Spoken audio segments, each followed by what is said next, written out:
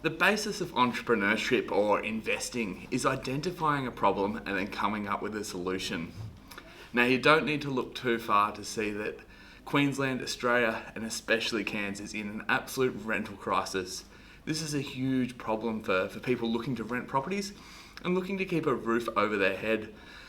The news articles are prolific with basically the struggles of people trying to find properties. And as an investor, as an entrepreneur, this creates the opportunity to come into this market and help people. So today I want to look into the rental crisis problem and see what the data tells us and then see what the opportunity is here moving forward. So to jump into the data, I want to go back and look at the 2001 census data. Essentially why I want to go back in time and look at this is just to see what the rental trends have been over time. So back in 2001, the Cairns Statistical District had 115,000 people living there, and of that 115,000, 38.8% were renting properties. If we look at the Australian average back then, it was sitting at 26%. So this was 2001, 38% of Cairns was rental properties. Fast forwarding to the most recent census data that we have, and that was in 2016. Now, fortunately, there will be new census data released shortly, which I look forward to going through, but this 2016 data is the newest data we have. In 2016, the statistical area had grown to 240,000 people in Cairns. And looking at the rental data, the tenure type, essentially 36% of the population were renting properties. So we saw a slight decrease over that 15 years from 38% down to 36%. But still, essentially, over a third of the population is renting property in Cairns, and that's not a marginal amount. That is quite a significant amount of people looking to secure rental properties and looking to continue to live in rental properties. So realistically, looking over that trend over that 15 years, we haven't seen much change. And when we look at the national averages, the national average has increased to 30%. So nationally, the average is increasing. But realistically, it is staying pretty steady around that third of the population is looking for rental properties. Now, to dive down on this information, a Brisbane property commentator under the name of Mutasik, I hope I pronounced that right, I'll include his website down in the description of this video. Essentially, he put out some really interesting data. He's a Brisbane property commentator, and he essentially put out the data of what nationally, what the current purchasers are buying for. So we can see that first home buyers in 2022 made up 20% of the market. Essentially, owner residents made up about 70%, and investors actually only made up 20% of the market. So essentially, we've got 30% nationally of people renting properties, but investors are only buying 20% of the available stock. So straight away, we can see there's a deficit there of only 20% of properties being bought for investment, yet 30% of the population is renting. If we look at the new dwellings, it is increased for investors. So investors are making up 30% of the new dwelling purchases. So that evens things out a little bit more.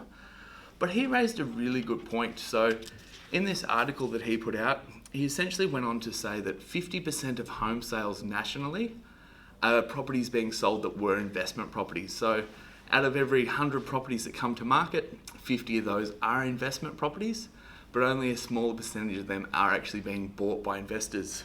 So what does that actually look like in Cairns? So for our office, looking at the data, around 50% of our properties that we take to market are investment properties. So they were rentals that we take to the sales market and sell, and essentially only around 30% of those are actually sold to investors. So for every 100 properties that are sold, 50 are rentals, but out of those sales, only 30 continue to be rentals. So every 100 properties that sell, we see a deficit of 20 properties coming away from the rental market. If you look at the 2021 data, in Cairns there was around 5,000 sales. So this means that the rental pool actually decreased by 1,000 properties of those established properties that did sell. So going back to the 2016 data, just for some context here, in 2016 there was 31,000 rentals. So if each year 1,000 of them are getting taken out of the rental market, that's about a 3% decline in the rental market year on year, which is quite a large number, and you can really see how this rental crisis starts to unfold and how there is that mounting pressure on rental properties that are in the market. Jumping back into the ABS Australian Bureau of Statistics data and the census data there, we can see that Cairns between 2001 and 2016 went from a population of 115,000 to a population of 240,000. So that's an increase of 8,000 residents per year on average. And this trend certainly hasn't declined over the last sort of 5-6 years from that last census data. If anything, it may have even picked up after COVID, which will be very interesting to see the data once it is released coming into this latest census.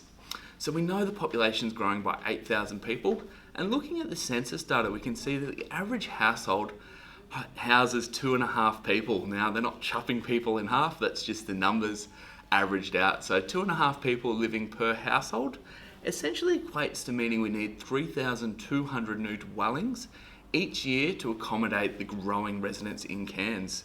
Now, 3,200 doesn't sound like a lot, but when you jump into the building approvals data, we can see that we're averaging just 100 new residencies per month or 1,200 per year. So that's a shortfall of 2,000 properties a year that's needed between all the residents moving to Cairns.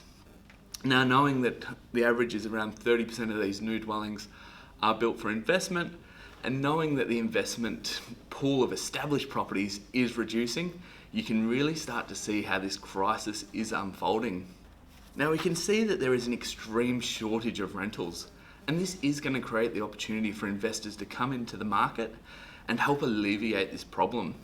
So by coming into the market at the moment, we know there's going to be really tight rental demand well into the future as the population of Cairns increases, as the number of established dwellings that are for investment is reducing. Essentially, that strain is going to get tighter and tighter on the rental market.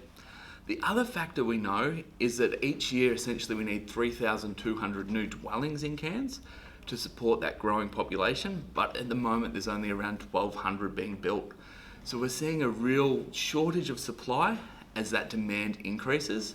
And anyone that knows economics 101, when you have an imbalance between supply and demand, prices are going to go up. So I think we're both going to see a rental increase continue to happen like we have over the last 3-4 years. And I think capital growth prospects are looking really great in the region. So this is my input on where I see rental prices going. I don't see the solution and the fix coming, unfortunately, for those people in need of rentals, but I do see a huge opportunity as investors coming into the market and helping alleviate some of those supply issues.